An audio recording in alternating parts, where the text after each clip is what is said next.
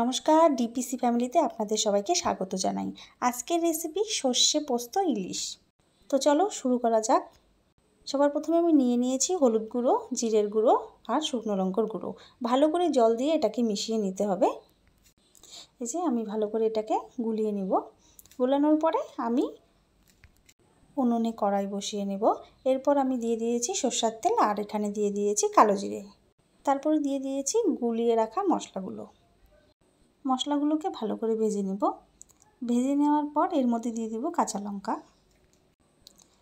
লঙ্কা দিয়ে ভালো করে ভেজে নেব আবার। আর হ্যাঁ, আমার ভিডিও যদি আপনাদের ভালো লাগে অবশ্যই সাবস্ক্রাইব করে দিবেন আমার চ্যানেলটিকে। আর কে কোথা থেকে দেখছেন অবশ্যই জানাবেন। এরপর দিয়ে দিব স্বাদ মতো লবণ। চলো রান্না করতে করতে আমার কিছু কথা আপনাদের সাথে শেয়ার করে নিই। আমার বর আর আমার শ্বশুর আমার হাতে রান্না খেতে ভীষণ ভালোবাসে, তাই আমার রান্না করার আগ্রহটা আরও বেশি বেড়ে যায়।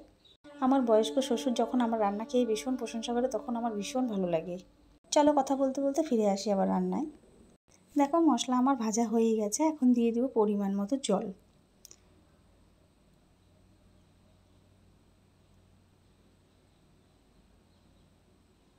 জল দিয়ে এরপর দিয়ে দেব ঢাকা।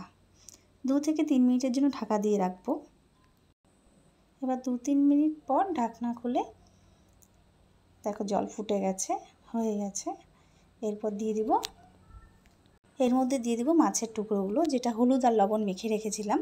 আমি কিন্তু মাছগুলো ভাজিনি, আপনারা যদি চান তো মাছগুলো ভেজে নিতে পারেন, কিন্তু ইলিশ মাছ ভেজে রান্না করলে স্বাদ পাওয়া যায় না। একে একে আমি সব মাছগুলো দিয়ে দিব।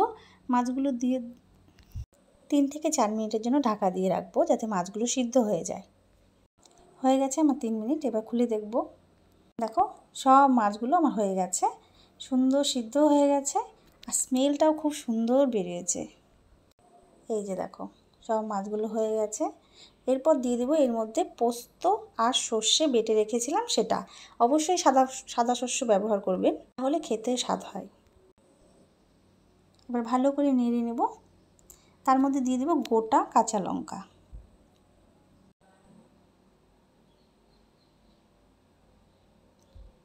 কাঁচা লঙ্কা দিয়ে দিব ঢাকা। 1 মিনিটের জন্য ঢেকে রাখবো। তারপর দেখো হয়ে গেছে, সুন্দর হয়ে গেছে একদম। দেখো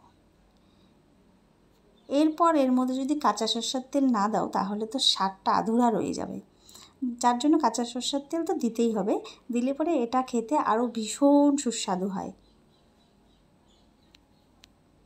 একদম আমার ইলিশ মাছ রেডি। এবার চলো পরিবেশন করা যাক। আজকের মেনুতে আছে ইলিশ মাছ, তারপরে করে নিয়েছি ডাল, সাথে স্যালাড, কাঁচা লঙ্কা, তার সাথে আছে পোস্ত আলুর ছেচকি, তার সাথে আছে লাউ ডোবো চচ্চড়ি। ভিডিওটি আজকে এখানেই শেষ করব। সবাই ভালো থাকবেন, সুস্থ থাকবেন, টাটা।